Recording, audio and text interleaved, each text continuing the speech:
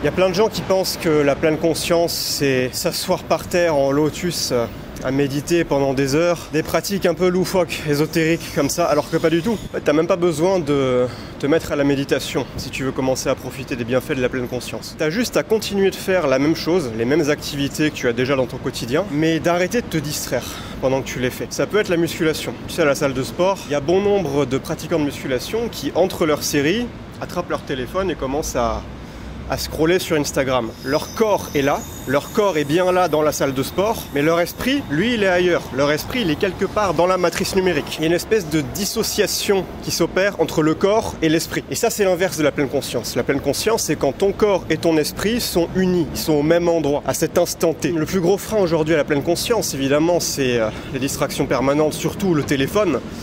En ce moment, je fais une détox de dopamine. L'idée, c'est de s'éloigner pendant 30 jours au maximum des distractions, du divertissement numérique. Donc là, je ne regarde pas YouTube, je ne suis pas sur les réseaux sociaux. Bon, de base, j'y suis déjà très peu, mais là, j'ai complètement coupé. Et le principal bénéfice que je remarque à cette pratique de dopamine détox, c'est que instantanément, tu te sens plus présent.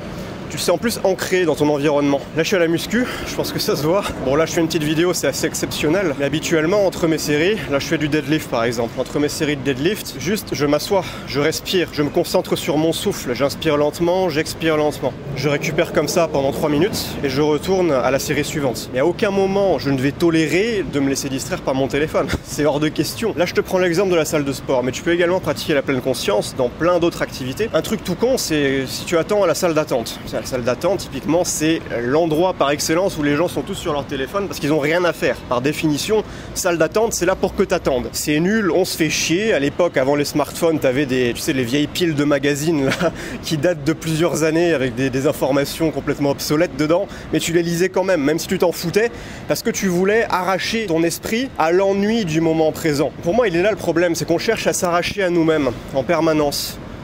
On exige en permanence d'être distrait.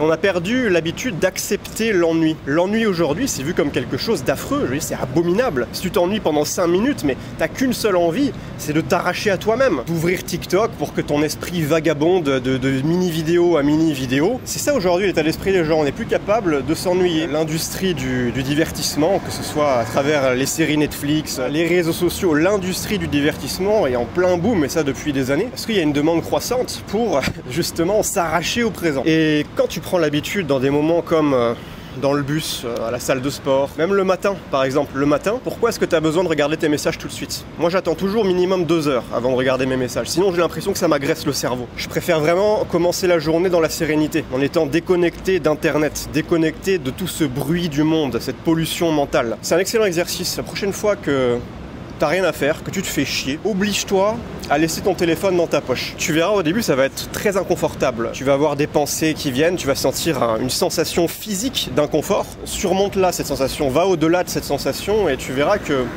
si tu t'entraînes jour après jour, semaine après semaine à pratiquer de cette manière-là la pleine conscience, ça deviendra naturel. Finalement, tu finiras par être confortable dans cette sensation d'inconfort. Tu finiras par accepter l'ennui et tu seras beaucoup plus libre. Tu seras plus dépendant de ces divertissements permanents. Tu seras plus dépendant de ce besoin d'être toujours distrait. C'est une manière de gagner en liberté intérieure. Autre chose que je fais, ça je le fais depuis longtemps, mais c'est un bon exercice pour améliorer ta pratique de pleine conscience, c'est quand tu sors de chez toi pour faire une petite course, je sais pas, tu vas acheter du pain, tu vas faire des petites courses au Carrefour Market là à côté, tu prends pas ton téléphone, tu le laisses à la maison. Comme ça t'évitera dans l'ascenseur ou même dans la rue ou quand tu fais la queue que t'attends, tu seras obligé d'être dans le présent, tu seras obligé d'être attentif à ce qu'il y a autour de toi, tu seras obligé de te reconnecter à ton environnement direct, à concentrer ton attention sur tes sens, sur ta vue, sur ton ouïe, sur ton odorat. On s'en rend pas compte, tu sais, quand on passe journée après journée le nez dans notre téléphone qui nous aspire notre âme, notre énergie vitale, on se rend plus compte à quel point on est déconnecté. Et le fait de se forcer à reconnecter son mental, à rebrancher son mental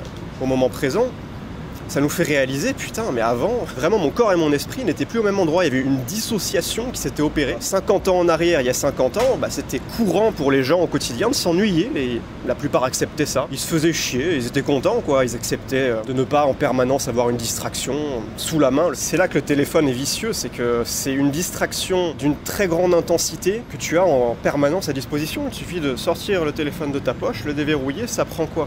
10 secondes. Voilà, tout ça pour dire que t'as pas forcément besoin de méditer, t'as pas forcément besoin de t'engager dans des pratiques spirituelles étranges, un petit peu ubuesques. Si tu veux retrouver le contact avec le moment présent, être plus libre, être plus heureux, continue de faire ce que tu fais. La seule chose que t'as à changer, c'est laisse ton téléphone chez toi. Mets-le en mode avion, arrête de le dégainer en permanence. Dès que tu ressens une once d'ennui, voilà, habitue-toi à cet ennui. Apprivoise-le, deviens confortable dans cet inconfort. Voilà, c'est tout pour moi aujourd'hui. Si tu veux plus d'idées stimulantes pour améliorer ta vie, j'ai ma newsletter. J'ai pas disparu pour info ces derniers temps. Je faisais juste des newsletters, mais j'imagine qu'il y a beaucoup de gens qui n'étaient pas au courant. Donc pour vous inscrire à ma newsletter, lien en description. Je vous fais des bisous. Je vous dis à la prochaine. Ciao, ciao.